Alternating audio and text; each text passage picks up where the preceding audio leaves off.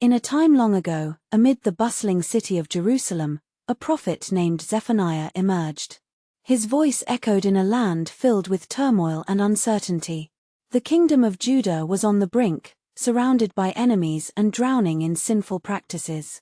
The people had turned away from the one true God, worshipping idols and engaging in corruption.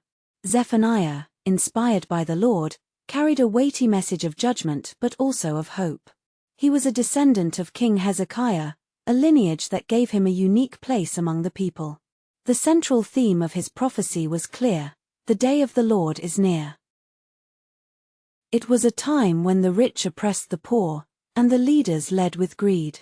The streets of Jerusalem, once filled with joy, were now silent, heavy with the weight of sin. Zephaniah walked through the city, witnessing the idolatry that consumed the hearts of the people. He saw shrines dedicated to false gods and heard the whispers of despair. So, he boldly declared what he had been given: the Lord's judgment was coming. He began his prophecy with a grim announcement. The Lord planned to sweep away everything, man and beast, and even the birds in the sky. The idols of the land would be cut off. The very essence of Jerusalem would be shaken. I will stretch out my hand against Judah and against all the inhabitants of Jerusalem, he proclaimed, his voice steady but filled with urgency. I will cut off every trace of Baal from this place. This darkness was not just a warning but a call for the people to repent.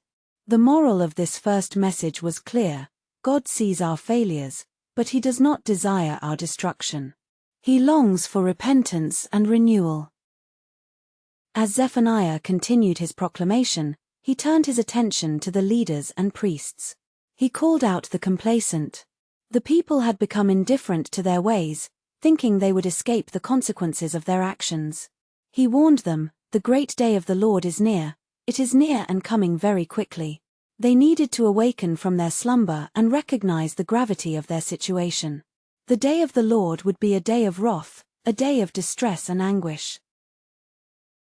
Here, we find a significant lesson: spiritual apathy can lead to ruin. When we ignore the warning signs in our lives, we miss the chance for transformation. Zephaniah's urgency reminds us that we must be vigilant and attentive to God's voice. The prophet then described the nations surrounding Judah, proclaiming that they too would face the judgment of God. Philistia, Moab, and Ammon would be brought low. The Lord would not only judge his people but also all nations who opposed him. Picture the cities of these peoples, proud and defiant, now trembling at the mention of the Almighty's name. The moral here is that no one can stand against God's justice. He is sovereign over all nations, and his will is supreme. This truth invites us to examine our own hearts and our relationship with God. He desires justice, and we must align our actions with his righteousness. As the words of Zephaniah flowed, they turned to the heart of Jerusalem, where the sins of the people were laid bare. Woe to the city of oppressors, rebellious and defiled, he lamented. The city had become a place of violence and corruption. False prophets misled the people, and leaders were indifferent to the cries of the innocent. The atmosphere was thick with disobedience, and judgment loomed nearer. Yet, amidst the darkness, Zephaniah offered a glimmer of hope. He spoke of a remnant, a group of faithful believers who would seek the Lord. Seek the Lord, all you humble of the land, he urged. They would find refuge in him and be sheltered from the coming storm. In this call to humility, there lies a profound lesson: God values the heart of those who seek him. In the midst of chaos, our yearning for God can lead to restoration. As Zephaniah's prophecy continued, he foretold a day of restoration for those who remained true. At that time, I will gather you, the Lord said through Zephaniah. I will bring you home. This promise echoed with joy and solace. The people who had endured hardship would one day rejoice. He painted a picture of a new beginning, a time when God would transform their mourning into dancing. The beauty of this promise is that God does not leave us in despair. His faithfulness endures, and His love offers redemption. We learn that even in the depths of our struggles, God has a plan for healing and renewal.